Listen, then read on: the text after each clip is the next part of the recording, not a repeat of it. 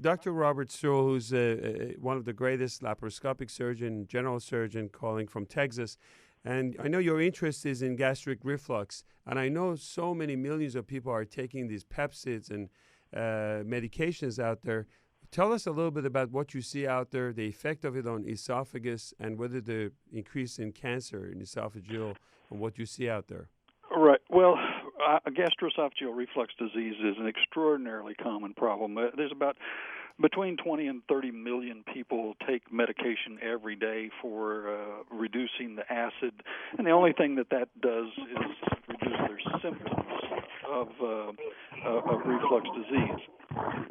Can you hear me okay? Yes, I can. I'm sorry, there was a little noise in the background.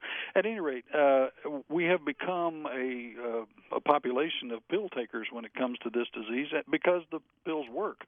They stop acid from being produced by the stomach, but they don't stop the reflux of material out of the stomach. And what causes the reflux, Robert? Well, there's a sphincter mechanism, a little muscle mechanism at the lower end of the esophagus that keeps food and fluids in the stomach. Once you've swallowed them, it relaxes, allows the food to come through, and then it closes back again.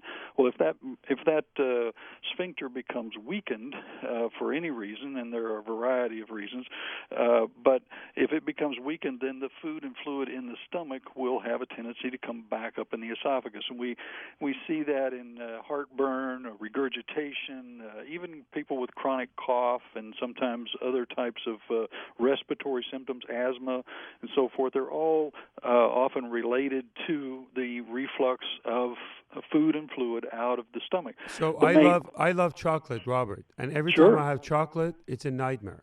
Right. Well, that caffeine in the chocolate is a major contributor to the problem. It increases the amount of acid produced by the stomach, but it also helps reduce the sphincter tone, and so it promotes reflux. Another common thing that people have trouble with is peppermint.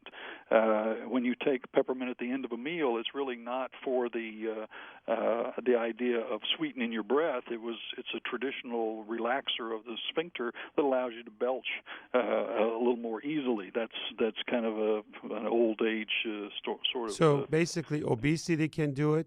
Yes, there's a variety of things, and what's the worrisome part of this whole thing is that we just kind of consider, well, it's just a little reflux here. Just take the PPIs, Nexium or the Prilosec or whatever, and you'll be fine. And the symptoms are often better, but the reflux persists, and it's then a matter of chronic injury to the esophagus, and we are seeing what is called Barrett's esophagus increasing dramatically.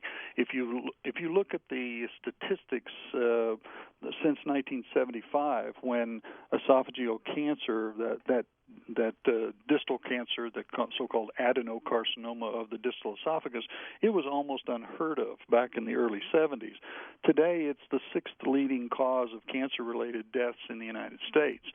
And it's because Barrett's esophagus is a precancerous type of lesion, and it is caused by chronic reflux.